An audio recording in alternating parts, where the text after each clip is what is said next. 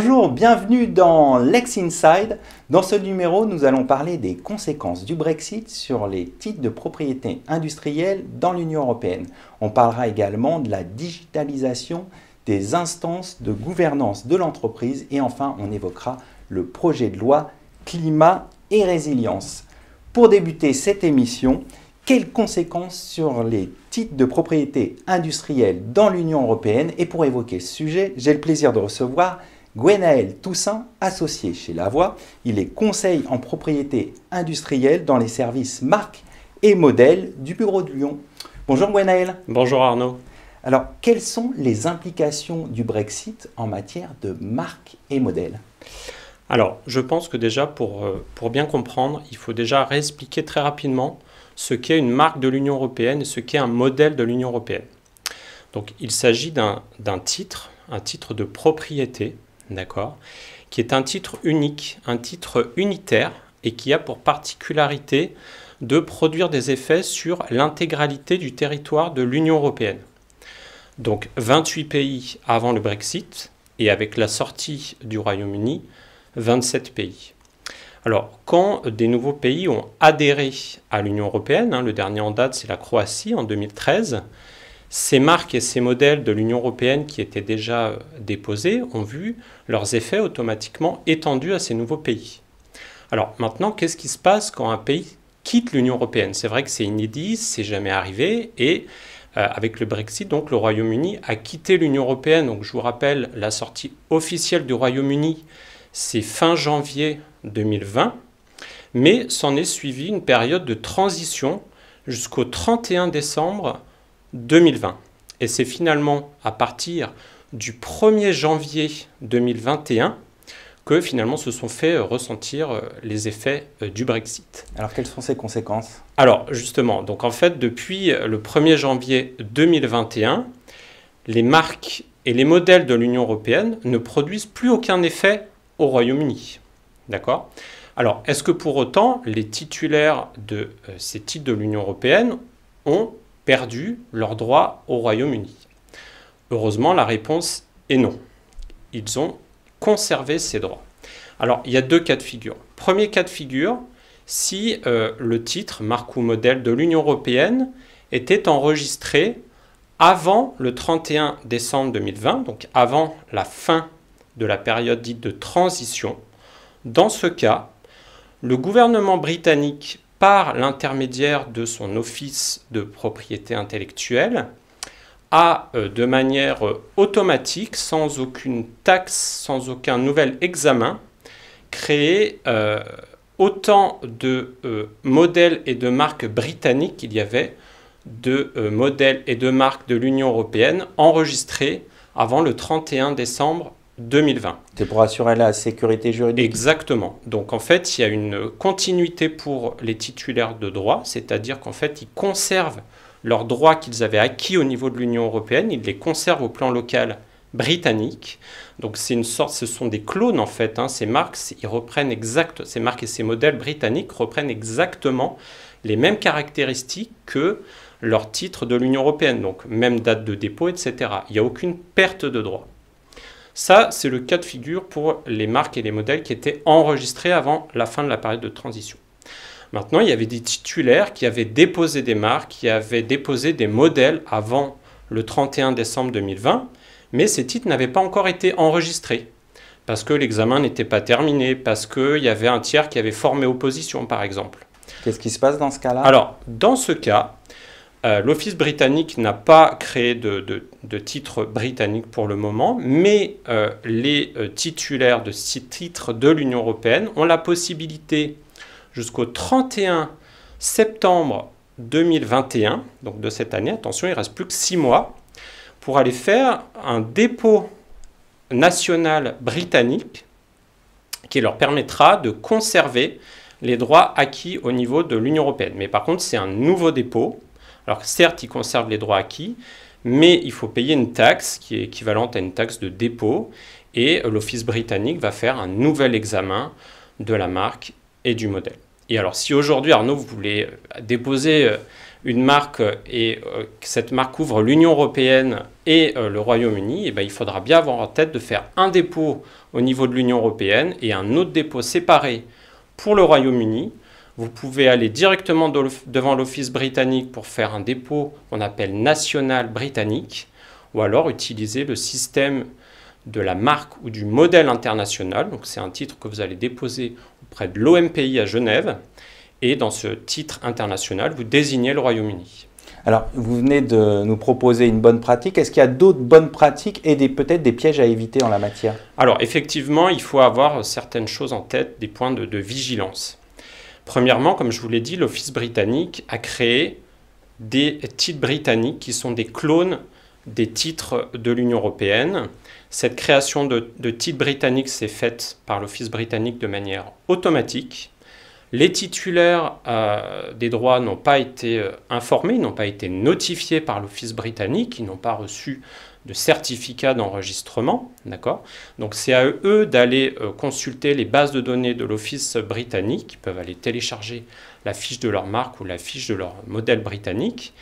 Et ce qui est très important maintenant, c'est de saisir dans leur base de données ces nouveaux titres britanniques qui viennent s'ajouter à leur portefeuille. Il y a des sociétés qui ont plusieurs centaines de marques ou de modèles de l'Union européenne. Ils ont acquis autant de titres britanniques qu'il faut saisir dans leur base de données et faire très attention à la date d'échéance, la date anniversaire, pour ne surtout pas rater un renouvellement, ce qui serait fâcheux puisqu'en fait le titre serait considéré comme abandonné. Donc ça c'est le premier point de vigilance. Et puis le deuxième, c'est ce que je vous ai dit tout à l'heure, c'est ce délai qui expire au 31 septembre de cette année, donc il ne reste plus que 6 mois, attention. Voilà, pour ceux qui avaient déposé des titres avant le 31 décembre 2020 et qui peuvent encore aller devant l'Office britannique pour déposer leurs titres conservant les droits acquis au niveau de l'Union européenne, donc bien avoir cette date en tête au 31 septembre 2020. Et puis je dirais c'est l'occasion finalement de faire un audit de votre portefeuille, de voir si votre portefeuille est cohérent, s'il n'y a pas des doublons de protection, parce que cette création de titre britannique, elle a pu s'ajouter à un autre titre britannique qu'on avait antérieurement, donc on peut se retrouver avec un doublon de titres. Donc c'est l'occasion de faire un audit du portefeuille et pour avoir un portefeuille finalement le plus cohérent possible. Point de vigilance auquel il faut penser aussi, alors là ça concerne plus particulièrement les marques. Vous savez Arnaud qu'une marque elle doit être utilisée et elle doit être utilisée sur le territoire sur lequel qu'elle couvre. Donc les nouveaux titres britanniques, enfin les nouvelles marques britanniques qui ont été acquises, elles doivent être exploitées maintenant sur le territoire britannique. Et si la marque est enregistrée depuis plus de 5 ans et qu'elle n'a pas été exploitée au cours des 5 dernières années, on dit qu'elle devient vulnérable et elle peut être attaquée en déchéance. Donc vous pouvez perdre vos droits si vous n'êtes pas en mesure de prouver un usage de cette marque sur le territoire britannique. Autre point de vigilance, c'est au niveau des surveillances douanières. Les surveillances douanières qui produisaient effet au niveau de l'Union européenne, pour que les douanes puissent arrêter les produits aux frontières de l'Union européenne, il faut demander l'équivalent auprès des douanes britanniques. Et puis je dirais le dernier point de vigilance, c'est les contrats, parce que les contrats, vous savez qu'en matière de propriété intellectuelle, on conclut énormément de contrats, des accords de coexistence pour que les parties puissent faire coexister leurs marques, même si elles sont proches, mais pas que, des accords de licence, etc. Et ces contrats, ils peuvent avoir des clauses territoriales qui stipulent que le contrat produit un effet sur l'Union européenne. Alors, qu'est-ce que veut dire l'Union européenne? En un mot, on va conclure là-dessus. Alors, je dirais en un mot, il y a deux cas de figure en fait. Soit votre contrat a été signé avant le vote du référendum 23 juin 2016, et puis on peut se dire que la volonté des parties était d'inclure le Royaume-Uni, puisqu'à cette date, il faisait partie de l'Union européenne. Et puis après le vote du référendum, finalement, le Brexit était devenu un événement prévisible. Donc là, il y a un doute sur l'interprétation du contrat. Pour des questions de sécurité juridique, il faudrait négocier des avenants. Mais attention, qui dit avenant dit recontacter une partie adverse. Et quand les négociations ne se sont peut-être pas forcément bien passées, je dirais attention à ne pas ouvrir la boîte de Pandore. On va être attentif à tout ça. Merci Gwenaël. Merci et Arnaud. À bientôt, j'espère, sur Lex Inside. Merci de me recevoir.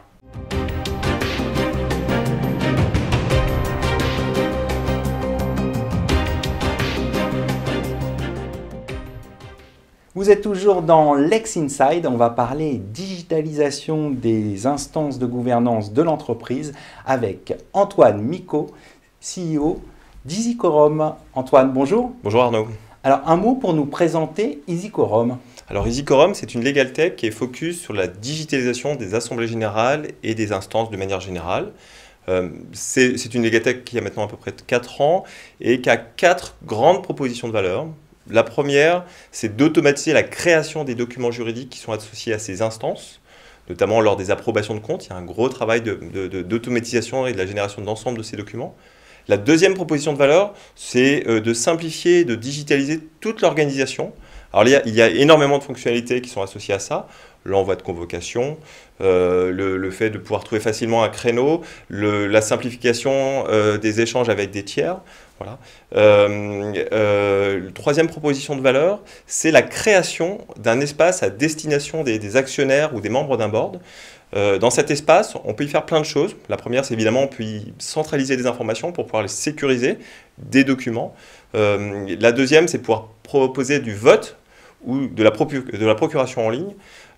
Et ensuite, pendant le Covid, on a fait beaucoup de digitalisation des instances, donc création d'une séance totalement dématérialisée avec de la visioconférence et du vote en temps réel. Voilà. Dernière proposition de valeur, c'est en fait EasyQuorum, c'est une base de données, finalement comme tous les logiciels, et donc on est capable de restituer aux juristes ou aux avocats les informations au travers de fiches juridiques, donc au travers d'organigrammes et tout un tas de fonctionnalités. Donc on a vraiment tout un module de suivi des filiales et des participations pour les sociétés. Alors vous avez évoqué la crise et quelques nouveaux usages. Est-ce qu'il y a des nouveaux usages en matière d'AG et de corporate? Alors il y en a plein. Effectivement, il y a eu un avant et un après la crise, ça c'est clair. Et le premier point, c'est qu'il y a eu une accélération. C'est que la digitalisation était dans la bouche de toutes les directions juridiques. En pratique, ce n'était pas forcément le cas. Aujourd'hui, on constate une vraie accélération sur ce sujet. Et les premières utilisations ont été plutôt sur la signature électronique, sur la dématérialisation de l'envoi des convocations. Et ensuite, effectivement, les AG n'ont pas pu se tenir. Donc, il y a eu un certain nombre d'ordonnances qui ont permis des huis clos, qui ont permis de faire des consultations écrites. Mais néanmoins, effectivement, beaucoup de sociétés, de coopératives, d'associations, elles ont voulu retrouver quand même, je dirais, ce qui fait une assemblée générale, c'est-à-dire des gens qui se réunissent, qui échangent, qui parfois s'engueulent, parfois sont d'accord.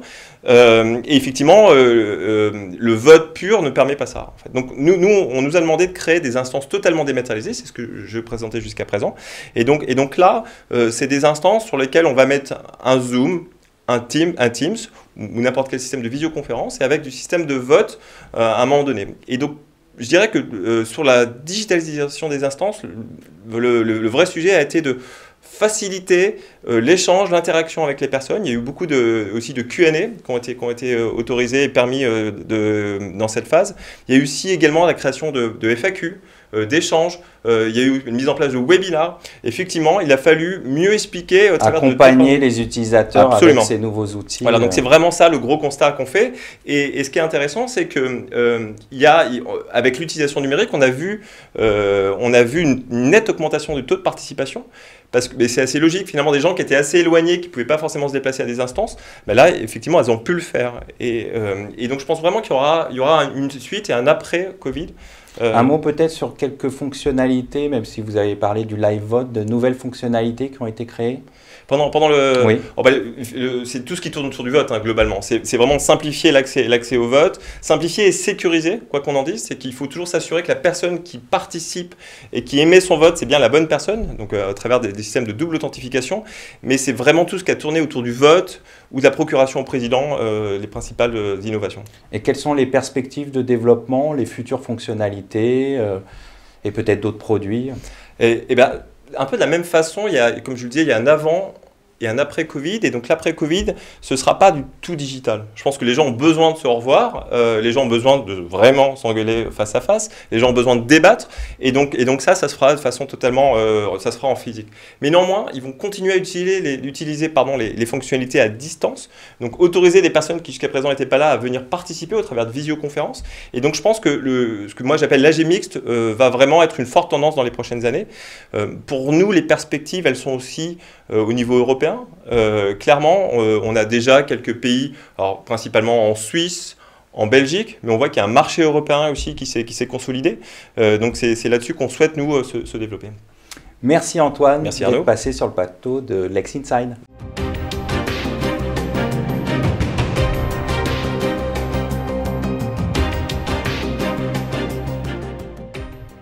Vous êtes toujours dans Lex Inside, on va parler du projet de loi climat et résilience. Et pour évoquer ce sujet, j'ai le plaisir de recevoir Maxime de Guilin-Schmitt, Managing Partner du cabinet de Guilin-Schmitt et Associés.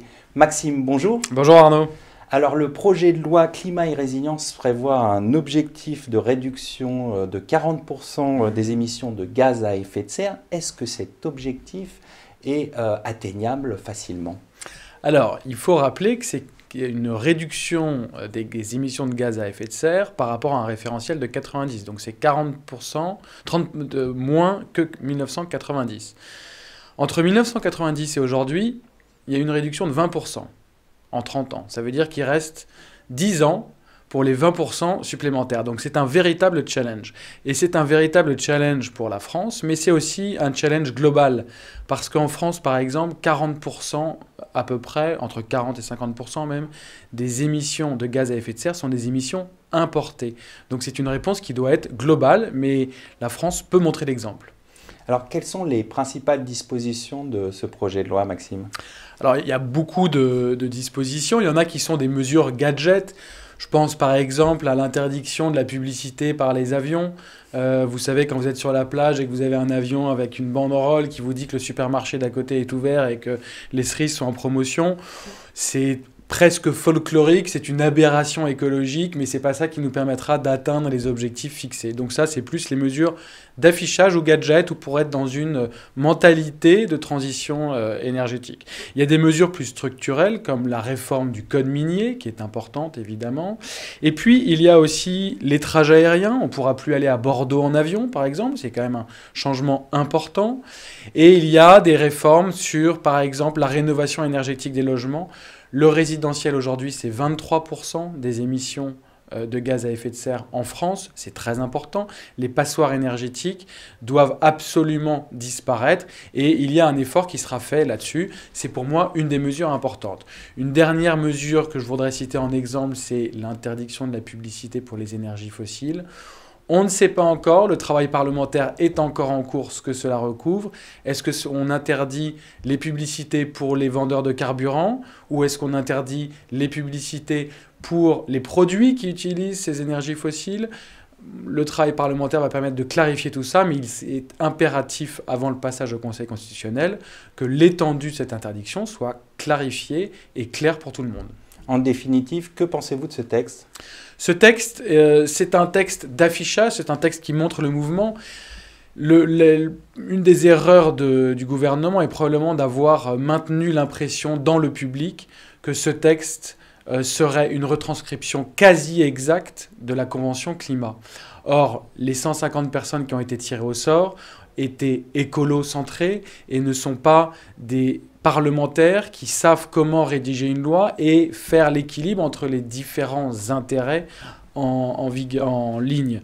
Par exemple, la liberté du commerce et de l'industrie. Par exemple, la liberté de communication. Certaines mesures ont été sorties du projet de loi parce qu'elles étaient irréalistes. Je pense par exemple à l'obligation pour toute éditeur de site internet de proposer une version payante sans publicité. Ça veut dire que les revenus les plus faibles n'avaient pas le droit à un internet sans publicité. Ça veut dire qu'on créait des sites internet payants avec l'empreinte énergétique que ça implique. C'était ce type de mesure irréaliste. Donc ce texte ne sera pas le bouleversement de la relation législative au climat que peut avoir la France, mais en revanche, il s'inscrit dans un arsenal avec le Conseil constitutionnel qui, rappelons-le, c'est très important, en début d'année 2020, a fait de la protection de l'environnement un objectif à valeur constitutionnelle. Cela fait partie d'un arsenal aussi réglementaire. Je parlais de rénovation des logements. Le 11 janvier, un décret a été pris par le gouvernement et interdit à la location à partir de 2023 les logements qui sont classés G, vous savez, dans la classification de l'énergie d'un logement. Ce sont autant de pierres à l'édifice pour essayer d'atteindre cet objectif en 2030. Mais je le répète encore une fois, c'est un effort global qui était nécessaire et un effort mondial. On va conclure là-dessus. Merci Maxime d'être passé sur le plateau de Lex Inside. Merci Arnaud. Merci à toutes et à tous pour votre fidélité et à très bientôt pour un nouveau numéro de Lex Inside.